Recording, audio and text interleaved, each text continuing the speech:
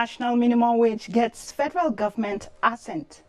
Federal government to divest 60% stake in Bank of Agriculture. Plus, Nigeria and the United Arab Emirates move to scale up gold trade. Details of these and more on this edition of Business Express on the network service of the NTA. I am Muplang Dakok. Compliments of the season.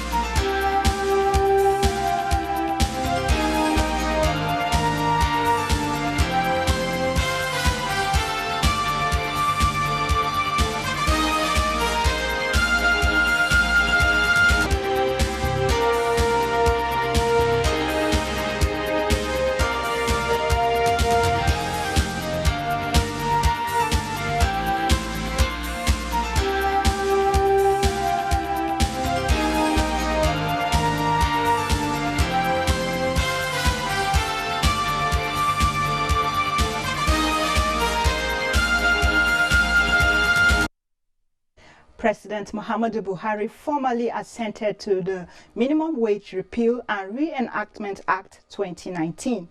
This makes it compulsory for all employers of labor in Nigeria to pay their workers a minimum of 30,000 naira monthly as salary. Adamu Sambo reports. At a brief but remarkably significant event, President Muhammadu Buhari performs his constitutional responsibility of signing into law the new National Minimum Wage Act. Least paid worker in Nigeria is now entitled to nothing less than 30,000 naira as monthly salary. I expect them to be more committed to their work, whichever it is, whichever level. I would like them, with the cooperation of Nigerian Labour Congress, to look at the economic situation of the country, the population we have, the poor infrastructure that we are trying to do now in terms of roads, rail, and power. So I wish us, Nigerian workers, the best of luck. You can see me smiling on behalf of Nigerian workers. Giving further details on the act, the Senior Special Assistant to the President on National Assembly Matters, Senator Ita Enang, said workers paid less than 30,000 naira have the right to sue their employers towards recovering the balance. It also ensures and mandates the National Salaries, Incomes and Wages Commission and the Minister of Labour to be the chief and principal enforcers of the provisions of this law. And this law applies to all agencies and persons and bodies throughout the Federal Republic of Nigeria. Although implementation can be done gradually, the new National Minimum Wage Act takes immediate effect. I want Nigerian workers to celebrate President Muhammadu Buhari, to support this administration, support his policies. This is Mr. President's action showing love he has for workers, covered by the Act. Thank you very much. The last time the national minimum wage was reviewed in Nigeria was in the year 2011. In the meantime, Nigerians have reacted to the new minimum wage signed into law by President Buhari. Ruth Aguele sampled the opinions of some Nigerians on the streets of Abuja. We deserve to have a minimum wage, better minimum wage for workers so that we'll be able to take care of their families. And we commend Mr. President for doing so. That's one of the things that Buhari, I know he normally keep to his word. And we pray that he will keep to it and implement it as soon as possible. I say it's okay so far it will help in alleviating the problem of the masses to an extent, because by the time the market people now hear that they have started, now even before we start to receive it, everything in the market will go up. We have all been struggling for the minimum wage to be upped, and therefore if the president has finally signed the bill, he should be applauded. And if the federal government and Buhari as president could sign the 30,000 naira minimum wage into law, I don't see any reason why various states governments cannot do same. After all, who is giving them the money to pay the workers? So with this increasement of this salary, it can be able to help the civil servants and those who are doing business, either small or large scale industry. They can be able to smile to the market, and those people selling those items too, they can smile. To talk about the new minimum wage, we have in our studio our guest, Francis Ukumagba, who is a financial expert. You're welcome to Business Express. Thank you for having me. All right, so this new minimum wage, what does it mean for the Nigerian worker? Wow, it's a fantastic move in the right direction. I think we must commend the president for the initiative. Nigerian workers are excited because it's about 60% increase in minimum wage, and it will make them actually elevate most of the poverty and the situations that we have in our environment today. However, we still need to do a lot more. Increase the productivity and also expose people to how they can actually create wealth with little or nothing. Because the minimum wage, even as it is still not enough. Okay. You cannot, where the salary is, you cannot achieve the type of increase that they want. Because if you look at the 30,000 we are talking about, if you divide it by 30 days, it translates to 1,000 naira a day. And if it is 1,000 naira a day, how much do they spend on transport to and fro to work? How much do they spend to eat?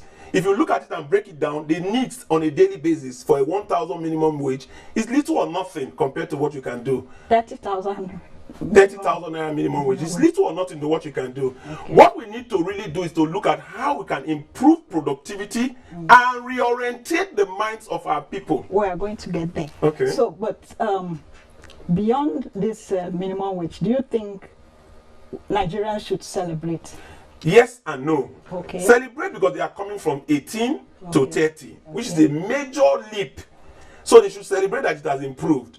But no, because even the 30,000 naira is not enough. That's what I'm telling you. Okay. Because if you divide 30,000 naira over the 30 days or a month that they actually paid for, it translates to 1,000 naira a day.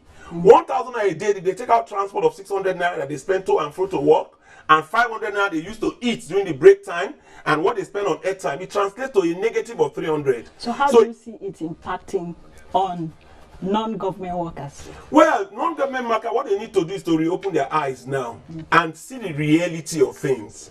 We cannot continue to condone the type of level of employment we are doing in the public sector. Yes, government is the highest employer of labor.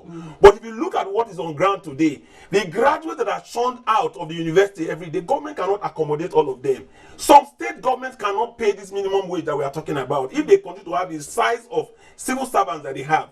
We need to reorientate the minds of these workers to open the eyes to the reality that there is more money out there and productivity. They open their eyes, they can actually create wealth with little or nothing. 30,000 minimum wage, if you want to get married today, you need to spend about 1 million naira.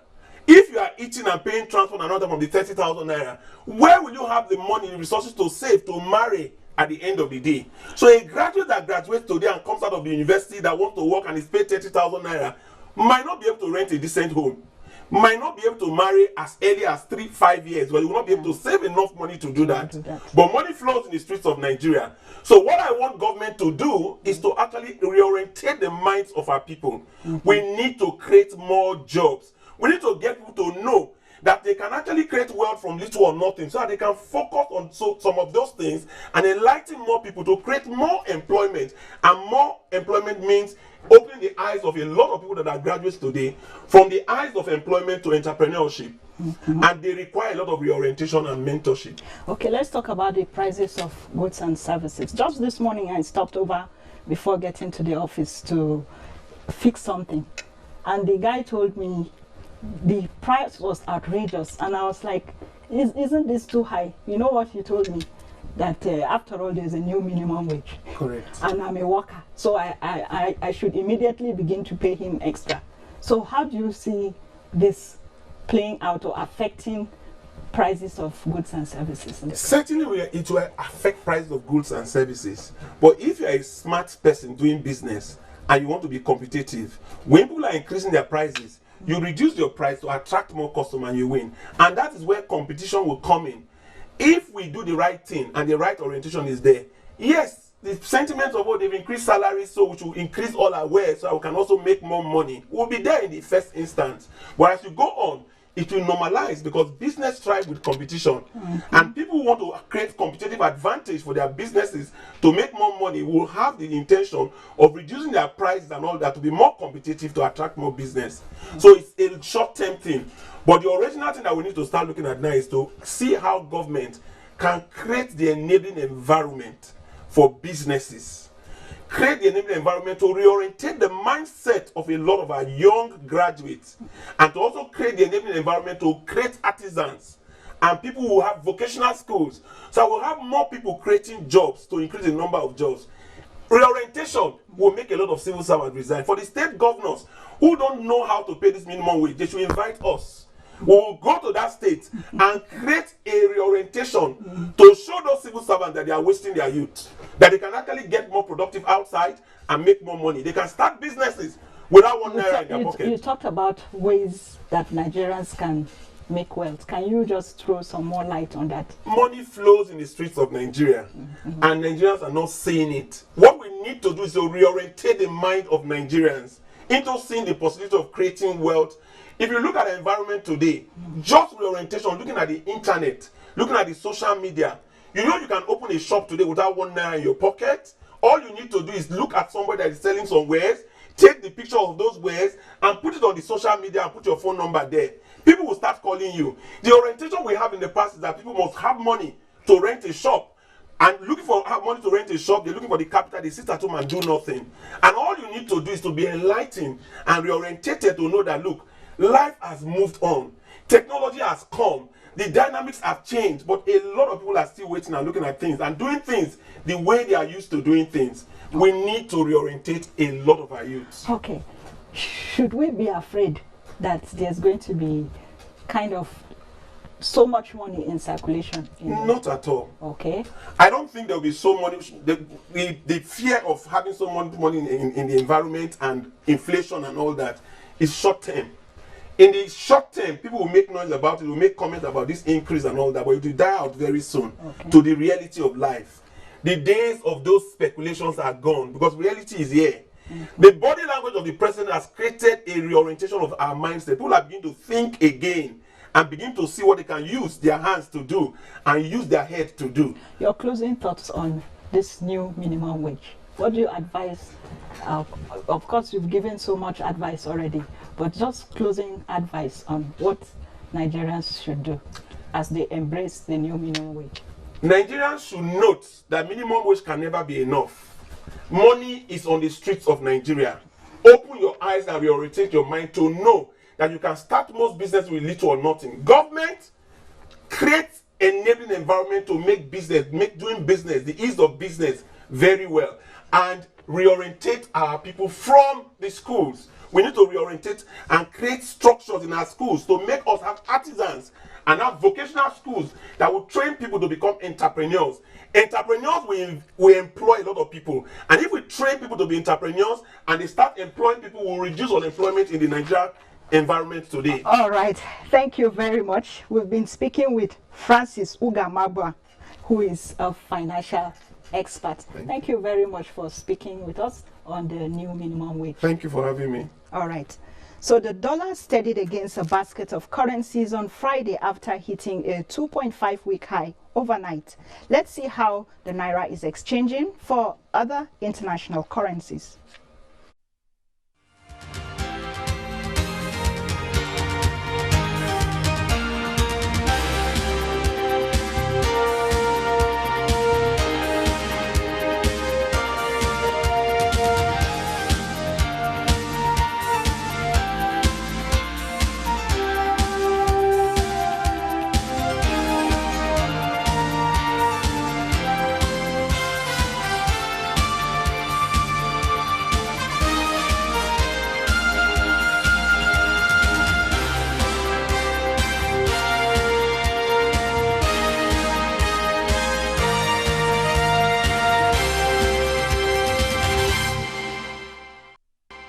Import and export of fish is a multi-billion-dollar global business across the globe.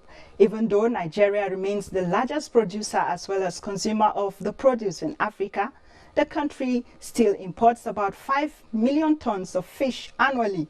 Records of the Federal Ministry of Agriculture and that of Central Bank indicates that Nigeria spends close to $1 billion annually on fish imports. Concerned over this, the federal government, with the support of Food and Agriculture Organization, has put modalities towards enhancing fish production, processing and marketing in the country. Musa Babaliu has details of this. Food and Agriculture Organization of the United Nations has rated Nigeria as the major producer and exporter of dry fish in Africa. The continent is exporting more than 400,000 tons of dry fish annually, with Nigeria alone exporting about 5 tons of smoked fish per month. In spite of this, Nigeria is finding it difficult to exploit the $1 million foreign market for smoked and dry fish. This is smoked fish production area located in Fish Market in Kado, Abuja. The fish is produced under what can be considered as tough, rough and unhygienic condition. Those drying the fish have to cope with smoke and high temperature emanating from the local firewood used in smoking the fish. This seller says she has been in the business for more than 2 decades, but says she cannot stand the smoke getting into her eyes. In 2010, a team from the Food and Agriculture Organization visited the market and promised to upgrade the fish drying point to an acceptable standard. A lot of drudgery for the processor in terms of how they carry out the activity, their exposure to smoke, heat and other hazards. Then the safety of the product that comes out through the processing has also become a concern, especially in Africa where we eat a lot of these processed fish and also have the opportunity to export out to the Europe. The fulfillment of the promise brought about this center being equipped with modern machines capable of drying more than 2,000 fish a day. The initiative is expected to boost dry fish production and its distribution within Abuja and neighboring states. So we brought in 4 compartments of the FTT smoking clean. 3 are installed. We have 1 left. That one is the one we're going to use as a prototype because it can be fabricated locally. But for us to get it, to have it as a prototype, we have kept 1 that we can give to our fabricators within to fabricate. That is another way of creating jobs even for the fabricators. The Food and Agriculture Organization has so far invested over $500,000 on the project. To discuss further on the economic benefits of import and export of fish in Nigeria, I have in the studio the chairman, Kado Fish Market, Mohammed Ibrahim. Thank you for joining us on Business Express. Thank you very much. Okay, so Nigeria seems to be having a fish deficit, despite the fact that we have so many river bodies in the country. Why is this so?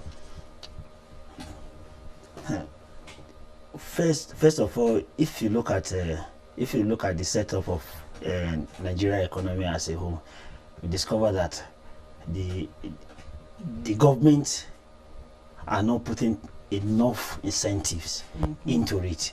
Okay. One, you look at the Niger Delta aspect now, the oil speed is affecting the economic in the southern part of the country. Okay. Then you look at the northern part, especially the Lake Chad aspect now, the Boko Haram issue is there. Okay. It's seriously affecting that part of the country too. Okay. Then if you look at the Kenji Dam itself, it's not producing enough because of the issue of electricity and the rest of them. Okay. And other waters too, like the Benue. The Benue, we don't have fish now because of the different dams that has been done along the line of the Niger to today. So let's talk about local fish processing. What are some of the challenges that those of you in Kado Market face, and even the whole country, those in Nigeria? Processing, we have, if you look at it, we have the old method of processing our fish. Okay. But now the technology is taking place, and FAO felt that there's need for us to move away from the old model of smoking, using the charcoal or the coal, the firewood, to a modern way of using gas. That is what is in vogue. Especially if you look at some of the fish being imported into the country, like from Thailand and Indonesia and the rest of them, they have their own way of smoking fish. And the FAO fed, maybe if we can adopt to those type of technology, we'll be able to move forward. And that is why they came into Kado Fish Market after about 6-7 years of intensive investigation about what to do. And they now conclude that we can move away from the charcoal or the coal or the firewood to gas, so that we can improve on our product and for export purpose too. All right, so the House of Representatives has advised the federal government to remove waivers on fish imports. What do you see of this development? What do you think about it? The issue of waivers is not, the waiver has always been limited to very few importers. Okay. It's not everybody that import fish that got that waivers too. So if the federal government wants to remove the waiver, I think it will go a long way in helping the local production too.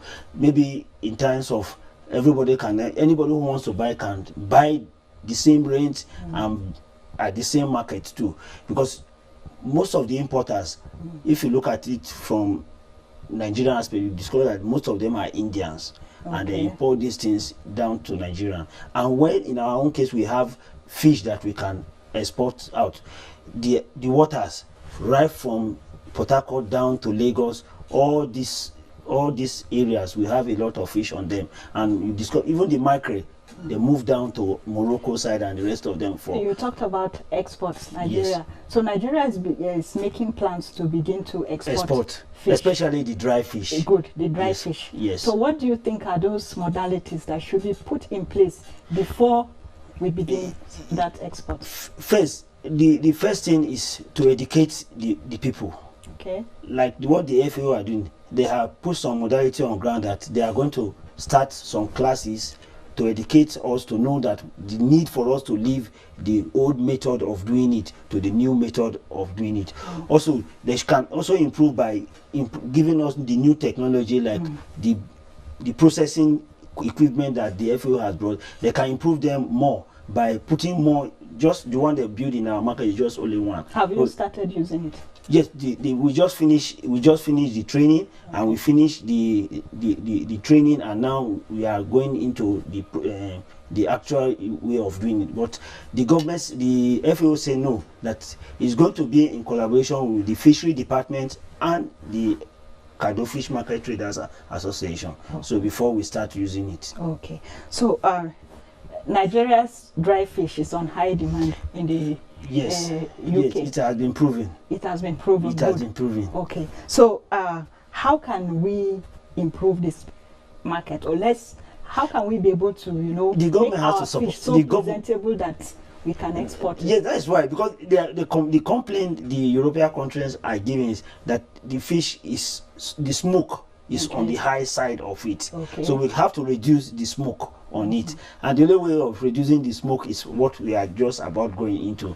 The government can also give incentives to the people who wants to start processing fish, so that they can move into it, because you can actually put the machines in your house and start processing it.